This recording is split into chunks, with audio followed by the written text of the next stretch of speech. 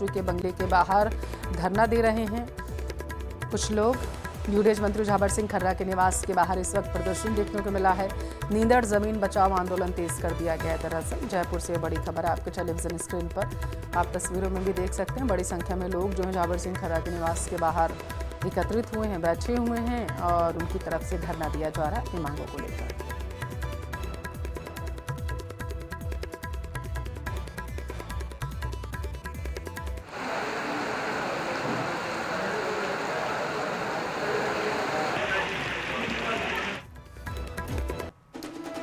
जयपुर से बड़ी खबर निकलकर सामने आई है। दरअसल ग्रामीण जो हैं पूरी तरीके से एकत्रित हो गए हैं और यूडेज मंत्री के निवास के बाहर इस वक्त पहुंचे हुए हैं। एकत्रित होकर के अपनी मांगों को लेकर के आंदोलन जो है उन्होंने तेज कर दिया है। नींदड़ जमीन बचाओ आंदोलन तेज कर दिया गया है और उनकी तरफ से लगातार मांगे भी रखी जा रही हैं। झाबर सिंह खर्रा के निवास के बाहर की तस्वीरें आप देख रहे हैं, जहां पर आंदोलनकारी मंत्री से मुलाकात करने की जिद कर रहे हैं और वहां पर अड़े हुए हैं। झाबर सिंह खर्रा के निवास के बाहर की तस्वीरें आपके टेलीविजन स्क्रीन पर हैं। जयपुर से बड़ी खबर है, मंत्री के बंगले के बाहर इस वक्त बड़ी संख्या में ग्रामीण इकट्ठा हुए हैं। बताया जा रहा है कि आंदोलनकारी मंत्री के बंगले के बाहर धरना प्रदर्शन नारेबाजी करते हुए नजर आ रहे हैं।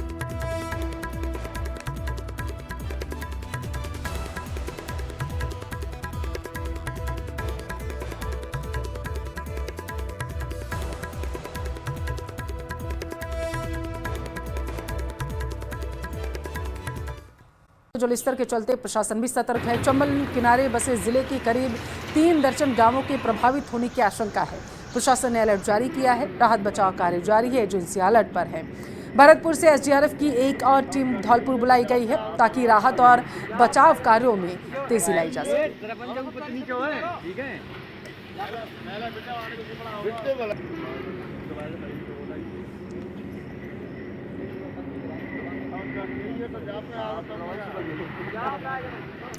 जयपुर के निगम की अनदेखी के चलते आमेर और जयसिंहपुरा खोर को जोड़ने वाले मेन रोड पर एक कार बारिश के तेज बहाव में फंस गई। कार में सवार 2 बच्चों समेत 5 लोगों को मौके पर मौजूद स्थानीय लोगों ने किसी तरीके से बाहर निकाला। प्रत्यक्षदर्शियों के मुताबिक बारिश का पानी नाले में उफान के साथ बह रहा है। जैसे ही कार नाले में उतरी, तेज बहाव में संतुलन बिगड़ गया। कार बहती चली गई और काफी देर तक वो तैरती भी रही। ग्रामीणों ने बताया है कि इस नाले में पहले भी 3 बाइक बह चुकी हैं।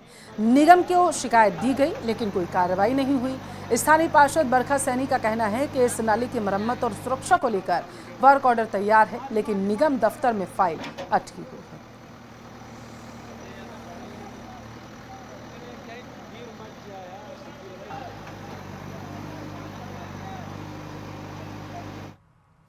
बारा जिले के समरानिया स्थित पावर हाउस में पानी भर गया। किसी अनहोनी की आशंका के चलते फीडर की सभी लाइनों की विद्युत आपूर्ति को रोक दिया गया।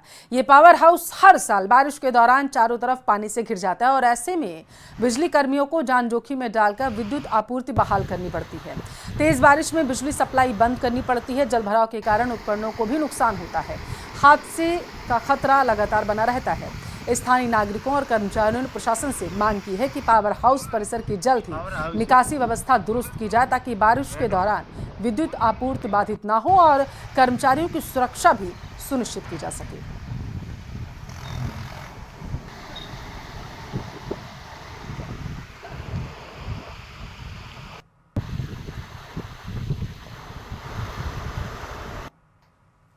अजमेर में भारी बारिश के अलर्ट के मद्देनजर जिला कलेक्टर ने 30 और 31 जुलाई को सरकारी और गैर सरकारी स्कूलों, आंगनबाड़ी केंद्रों में अवकाश की घोषणा की ताकि भारी बारिश की स्थिति में कोई हादसा न हो।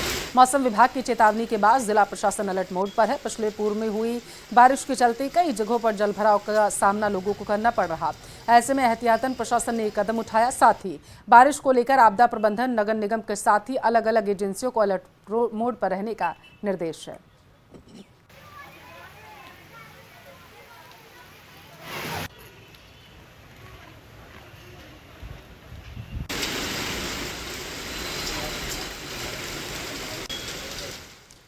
बारां जिले में लगातार हो रही बारिश के चलते जगह जगह जलभराव हो गया और इसकी वजह से जनजीवन पूरी तरीके से प्रभावित है। झालावाड़ स्कूल हादसे के बाद बारां जिले में भी प्रशासन अलर्ट मोड पर है। जिला कलेक्टर ने शिक्षा विभाग को 31 जुलाई तक जिले के सभी स्कूलों का सर्वे कर जर्जर भवनों को चिन्हित करने का आदेश दिया। इसी बीच जिले में भारी बारिश के चलते कई स्कूल में पानी भर गया तो कई स्कूलों की छतें टपक रही हैं। इसी को देखते हुए जिले में 2 अगस्त तक सभी स्कूलों में अवकाश की घोषणा की गई। 28 जुलाई को पहले 2 दिन स्कूलों में छुट्टी के आदेश जारी कर दिए गए थे, जिसे अब 2 अगस्त तक और बढ़ा दिया गया। जिला कलेक्टर रोहिताश सिंह तोमर के ये आदेश जारी कर दिए गए हैं। बारां जिले में लगातार भारी बारिश का अलर्ट है और अलर्ट के बीच लगातार बारिश जारी भी है और इस बीच स्कूलों में कोई हादसा ना हो, जो छतें टपकती हैं उनसे कोई बच्चा परेशान ना हो, परेशानी ना हो किसी पढ़ाई में, इसलिए 4 दिन का अवकाश किया गया है। जिला कलेक्टर रोहिताश सिंह तोमर ने इसका आदेश जारी कर दिया है। बातचीत करेंगे उन्हीं से। क्या कुछ सर जहन में था, क्योंकि 2 दिन का अवकाश पहले 4 दिन का अवकाश फिर किया गया है, क्या कुछ सोचकर पूरा? जैसा कि आपको पता है कि पहले रेड अलर्ट हमारा 2 दिन का था, लेकिन अब जो हालत आप देख रहे हैं कि आज भी कई स्थानों पर 100 mm से ज़्यादा बारिश हो चुकी है पूरे बारां जिले में। और अभी जो हमको सूचना मिली है कि किशनगंज एरिया में, छिपा बड़ौद एरिया में लगातार बारिश जारी है बहुत ज़्यादा। तो इसी को देखते हुए हमने अगले 4 दिन का अवकाश घोषित किया है और साथ ही साथ माननीय मुख्यमंत्री महोदय के निर्देशानुसार जो सर्वे का काम चल रहा है वो भी लगातार जारी है। 31 तक का समय दिया गया है। ज्वाइंट टीम्स बनाई गई हैं SDM साहब की अध्यक्षता में। और इसी के साथ साथ हमने जो आपने जैसे यहाँ पे भी देख रहे होंगे बिल्डिंग बहुत ही जर्जर हालत में है, तो इनके ध्वस्त करने की भी प्रपोजल हम लगातार मंगा रहे हैं। कोशिश ये रहेगी कि जब स्कूल खुलेंगे तो किसी भी बच्चे को हम असुरक्षित बिल्डिंग में नहीं बैठने देंगे। आप भी लगातार जो है कर रहे हैं दौरा स्कूलों का, क्या कुछ देख रहे हैं वाकई जहाँ जरूरत है किस तरह के उनको निर्देश है? ध्वस्त के अलावा भी रिपेयरिंग का भी है, क्या कुछ चल रहा है पूरा? इसमें जो है ध्वस्त करने के अलावा हमने जो 27 पॉइंट का जो फॉर्मेट आया है राज्य सरकार से उसमें भी हम करवा रहे हैं। साथ ही साथ हमने माननीय जो हमारे विधायक महोदय हैं उनसे भी निवेदन कर लिया है और उन्होंने एग्री भी करा है, क्योंकि 1 करोड़ रुपए तक का प्रति वर्ष वो लोग रिपेयर के लिए कर सकते हैं, तो वो हम करेंगे। तिवारी, न्यूज़ 18 राजस्थान, बारां। स्कूलों का बहिष्कार करने का ज्ञापन सौंपा गया है। इथेनॉल फैक्ट्री को बंद करने की मांग की जा रही है। प्रदूषण से 20,000 की आबादी प्रभावित हो रही है, ये दावा किया जा रहा है उनकी तरफ से। तो ये बड़ी खबर आपके टेलीविजन स्क्रीन पर है। बताया जा रहा है प्रदूषण की वजह से 20,000 की आबादी जो है पूरी तरीके से प्रभावित होगी। एथेनॉल फैक्ट्री को बंद करने की मांग ग्रामीणों की तरफ से की जा रही है। स्कूलों का बहिष्कार करने का ज्ञापन सौंप दिया गया है। श्री विजयनगर SDM ने ग्रामीणों से समझाइश की है। लगातार ग्रामीणों और स्कूली छात्रों का प्रदर्शन जारी है।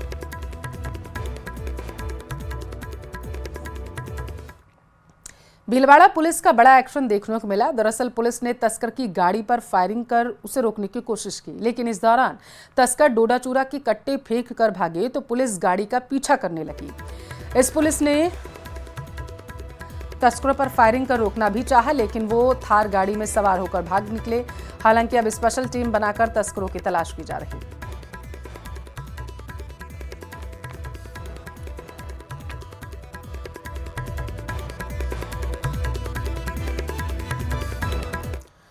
दौसा में शालावास सेंट्रल जेल में सुरक्षा इंतजाम सवालों के घेरे में है। सेंट्रल जेल का एक कैदी का वीडियो सामने आया। जेल में ही वीडियो बनाने से सुरक्षा व्यवस्था की पोल खुल गई है कि आखिर जेल में मोबाइल कैसे पहुंचा। कैदी ने वीडियो बनाकर जेल प्रशासन पर गंभीर आरोप लगाए। कैदी ने जेलर पर भ्रष्टाचार, परेशान करने का आरोप लगाया। वीडियो वायरल होने के बाद जेल विभाग में अफसरों में हड़कंप मच गया। अब जेल प्रशासन वीडियो बनाने वाले कैदी के खिलाफ FIR दर्ज कराएगा।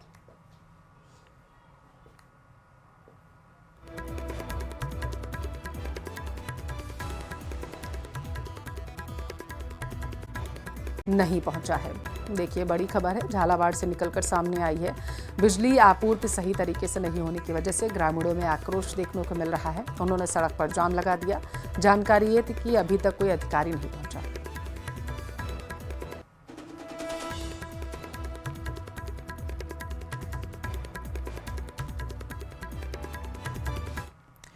प्रदेश के शहरी क्षेत्रों में जर्जर इमारतों से होने वाले हादसों को रोकने के लिए स्वायत्त शासन विभाग भी एक्शन में है।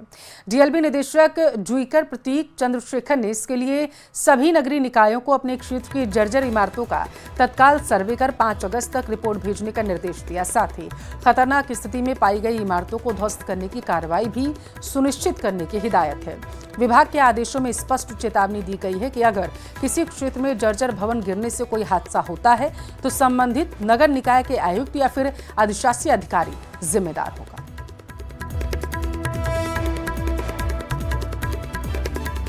जो अत्यधिक बारिश का भी दौर चल रहा है, इसकी वजह से कुछ इश्यूज भी फील्ड में जो फेस करने पड़ रहे हैं, इसके संबंध में राज्य सरकार बिल्कुल संवेदनशील है।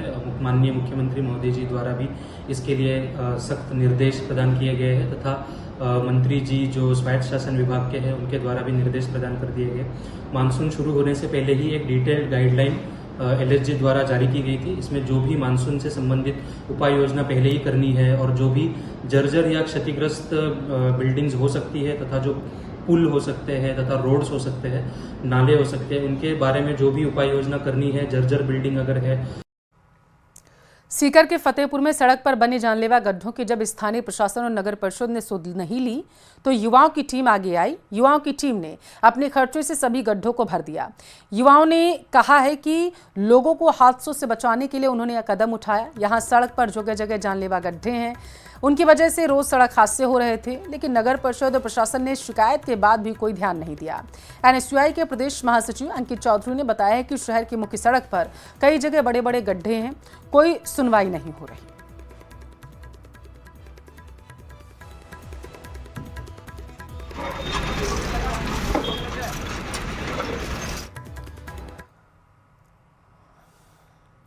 इस राखी पर धागे के बंधन के सहारे बीजेपी अल्पसंख्यक मोर्चा हिंदू मुस्लिम समाज में रक्षा का संकल्प लेगा। बीजेपी अल्पसंख्यक मोर्चा की पहल पर रक्षाबंधन पर हिंदू और मुस्लिम भाई बहन एक दूसरे को रक्षा सूत्र बांधेंगे।